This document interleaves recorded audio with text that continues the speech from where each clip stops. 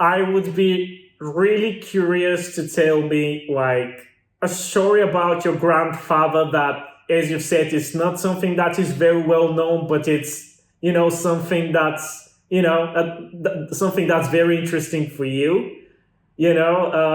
Just something that is not popular or whatever. Just showing who he was as a person. And the next question I'm really curious to ask you is, aside of traveling, aside of painting, what do you like doing? Obviously, you mentioned cooking, but books, movies, sports, whatever, I would be curious to hear about that too. All right. Well, we'll start with my great grandfather. Yeah. There's so many little tidbits that really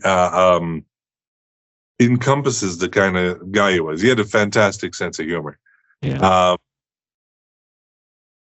I guess one of my favorites, least well known, is that he was very much about loyalty to his family, to his friends. Mm-hmm. He was the godfather to the Manet kids. He was godfather to the Monet kids. Everyone was godfather to everybody else. Yeah, nice.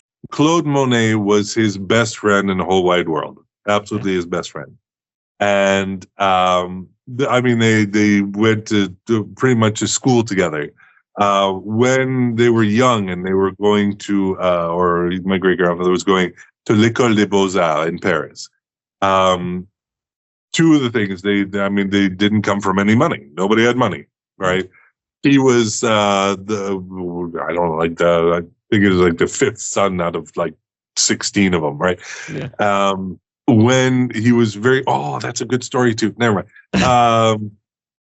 When he was putting himself through l'École des Beaux-Arts, the way a lot of these artists did, and this is still a legitimate, mostly legitimate process, is that they would make representation of other artists more well-known and more popular, and they would sell them to English tourists that would come from England, and they would sell these paintings. So my great-grandfather's specialty was making Eugène Delacroix paintings.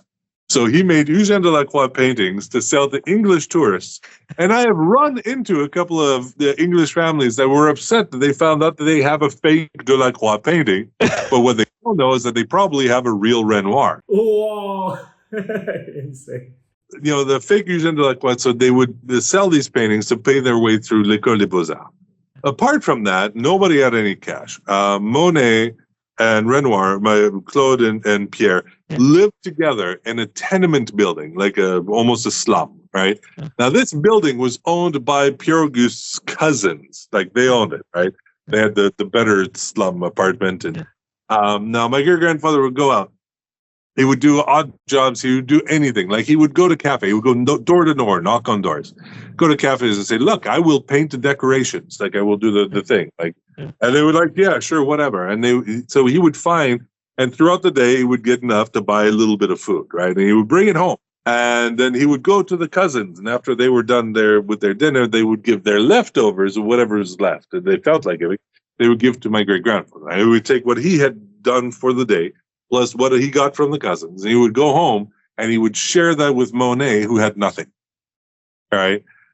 So the fact that he had this commitment to friendship and to family and to whichever, I always found absolutely telling as to what kind of human he was. Right. That he valued it, and he always did for the rest of his life. He always valued that sense of family and loyalty.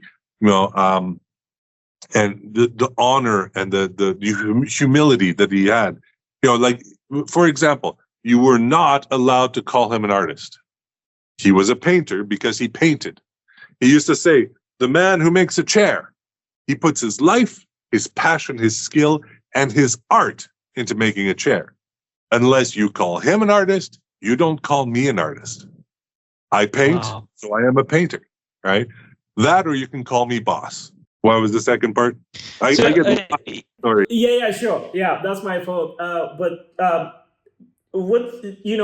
how do you like spending your time, free time? And I guess a more interesting question is, what are some other avenues of art that influence your painting?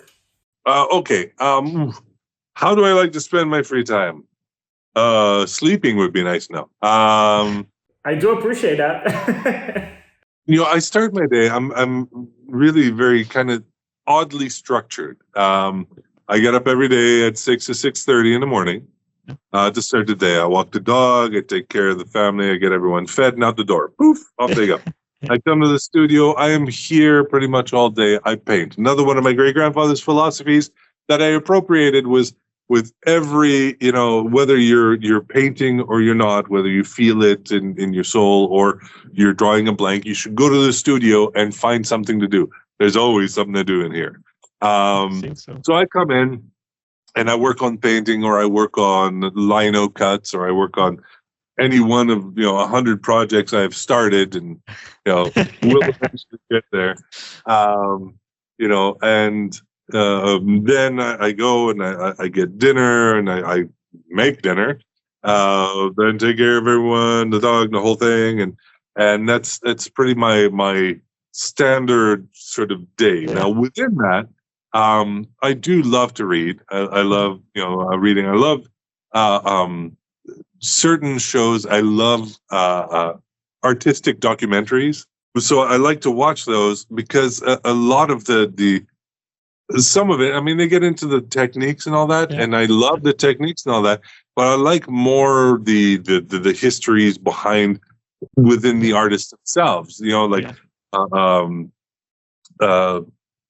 A lot of like Rembrandt. I know a ton of Rembrandt stuff.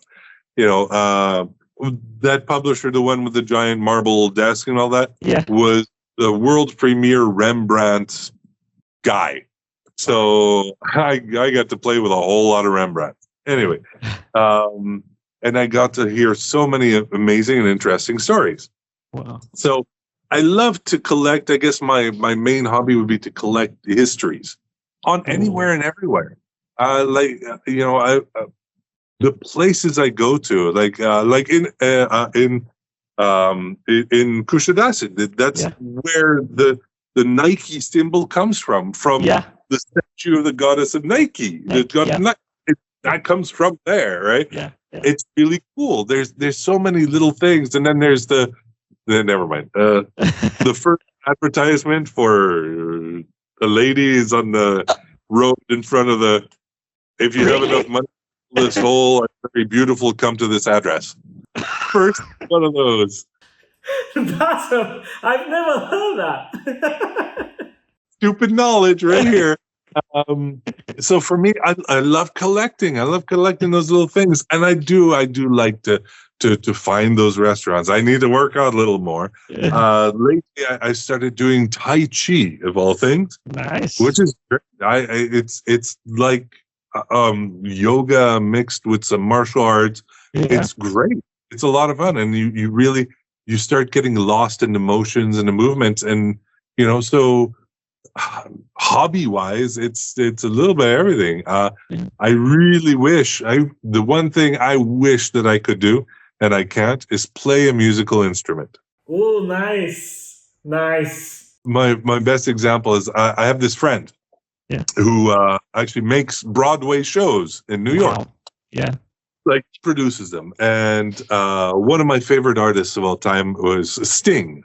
Gordon Sumner. I love Sting. Right? From the Police onward, that's and he's worked with him, Annie Lennox, and all those guys, because they make like musical like scores. That's one thing they do. And this friend of mine who loves like big into artists and all these, he's absolutely like nuts for Picasso. And one day I don't even remember where we are, and we're having dinner, and he turns to me, he's like, what would you do? What would you do if Picasso was sitting at the table right over there? I said, well, I'd probably nod at him and keep eating. How? I mean, how can you? I would have to go and talk to him. I would have to, right? I says, well, okay, let's put it into perspective for you. What would you do if Sting was sitting at that table eating? So yeah, I'd probably nod at him and keep eating. Said, well, I would have to go talk to him because that art form, that form of expression is something that I don't really have access to. I love the way it makes me feel. I love the channeling of the energies that comes from the music that I can't do. I can't make the music, right? I have great respect and admiration for those who do. Now, if that was Picasso over there, I understand his motivations. Yeah. I understand his drive and his passion. It's very similar in different ways to mine, right? Yeah. But I also understand that he's eating. Yeah. So I kill a lot of meat, right? Yeah. Maybe later, I'm like, hey, yeah, sure, all right, let's get a drink or whatever. But apart from that, Sting, if he was sitting there, I would have to go and bug him. And so he's like, okay, I see that sort of the thing. So for me, if I had anything I wish I could do, would be play an instrument. That's such an interesting angle, because when you messaged me and mentioned that you would like to do the podcast, I was excited. Would be an understatement. And I think it's a very opposite to what you're saying, because my whole life I've been surrounded by very impressive and successful musicians, Grammy winning people, millions of platinum records, or whatever the case might be. And, many people are like, well, many of those people are your friends and you're communicating with them and they're filling stadiums. And I'm like, okay, but I understand them, but meeting someone who is a painter, who is a different kind of art that I'm fascinated by, is a completely different thing. So it is. Yeah. It's that side of the coin that like the grass is always greener on the other side. Right? True. So I like my grass just fine. I can appreciate that grass over there too. So for me, yeah, I understand it, and I know I can't do it all. I'd like to, but I can't. Right. So yeah, it is, and that also goes back to when I was a kid. I didn't understand or realize the entire Renoir thing because I was surrounded by it. It was so first, and it's like the frog in a boiling water doesn't realize that it's and surrounded by such amazingness when you're within it, to see a different sky is what sort of draws you. Yeah, absolutely. And final question. It's one of my, it's my signature question that I always ask people that I'm interested in. Just have to ask you as well. What's a question you've never been asked, but you've always wanted to answer? Oh. That one is really difficult. I've never been asked that before. What was the question? I've never been asked, but really want to answer. Yeah. It's really hard because people ask me so many things, and I'd love to answer everything. And you have realized that you ask one question, you get like 10 answers. Yeah, exactly. So it's hard to not have answered pretty much everything. I was going to say, do you think you would be friends with your great-grandfather or his contemporaries? Yeah. And no. There's a couple I'm sure we wouldn't get along very well, but I don't know. It's really hard. There's all sorts of what do you see in the future. Those are answered. I really, truly don't have a clue where my art is going to go myself, because, it's always evolving. It'll always keep changing, as it should. But no, I don't think there's any question that... We can leave that for next time.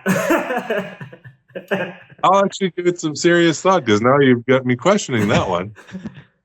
All right. That's a great thing. That's that's a great open end that we can continue at some point.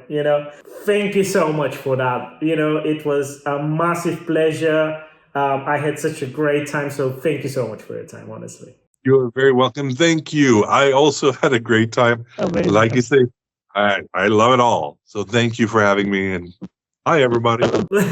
Yeah, I'm so glad to hear that, and thank you for spending your time with me. Have an amazing day, and hopefully I'll talk to you soon again.